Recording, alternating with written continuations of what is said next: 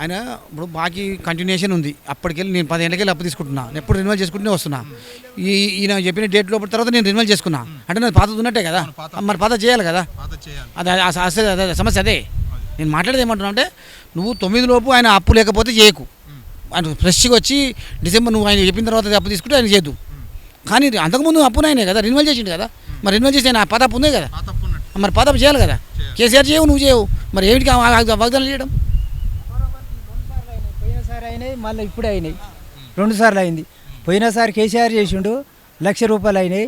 ఇప్పుడు మాకు పోయినసారి లేదు, ఇప్పుడు లేదు. బతికేంది మేము చేసి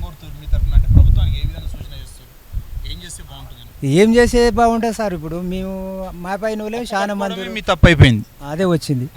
ఇప్పుడు మనం నిర్మల్ చేసుకుంటే తప్పైంది. నిర్మల్ చేయకుంటే మాట మిత్తి చేస్తుండు కదా అటవలిగే, ఆ మిత్తి ఎక్కువ అయిపోయాయి.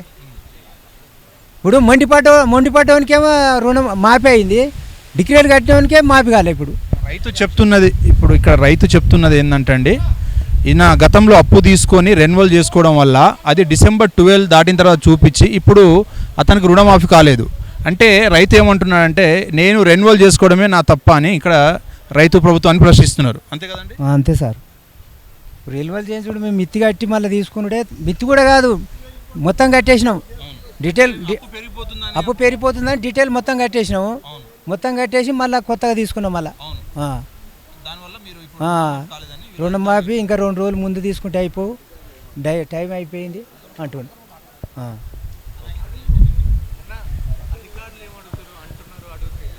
చచ్చిపోయిన ఆయనకి 2 ఇళ్ళలు, ఇది మాఫీ కాదా, కష్టం చేసి తప్పదా?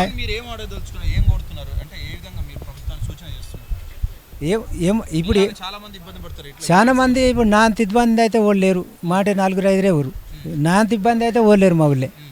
ఇప్పుడు పోయినసారి కేసీఆర్ ఇచ్చినప్పుడు మాయిపోయినాయి వాళ్ళకు, ఇప్పుడు మళ్ళీ అలాగే మాయిపోయినాయి. మాకు ఇప్పుడు నీది కాదు మళ్ళీ వచ్చేట ఆయన చేస్తాడు అంటే ఏం చేయాలి? ఇప్పుడు నా పరిస్థితి ఏంది? ఆ పిల్లల బతికేంది, నా బతికేంది? ఇప్పుడు 70 ఏళ్ళు ఉన్నాయి ఇప్పుడు కాబట్టి తీస్తే. మొన్న మధ్యాహ్న కేసీఆర్ మాఫీ చెప్పినప్పుడు మాఫీ కాలే, కాకుంటే ఇది మాఫీ అవుతట్లేదని అసలు మిత్తి కట్టి మళ్ళీ 85,000 తీసుకున్నా. డిసెంబర్ అంటే 12వ నెలలోనే తీసుకున్నాం. రుణం తీసుకున్నాం 85,000.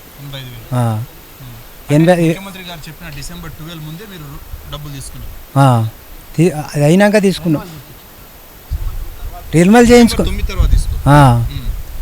అయితే ఇప్పుడు మాఫీ ఇప్పుడు నీది అలా బ్యాంకులో అప్పు చూపిస్తలేదు అని డాక్యుమెంట్ తీసుకురా అన్నట్టు తీసుకొచ్చిన. ఇప్పుడు మళ్ళీ వచ్చేసారి సార్ ఒకళ్ళని వచ్చేది ఉంటే ముఖ్యమంత్రి ఒకడవుతాడు, అప్పుడు అయితే డిసెంబర్ 12 దాటినందుకు మీకు రుణం మాఫీ కాలే. అంటే డిసెంబర్ 12 దాటింది, ఆయన చెప్పిన దాంట్లో లేదు కదా.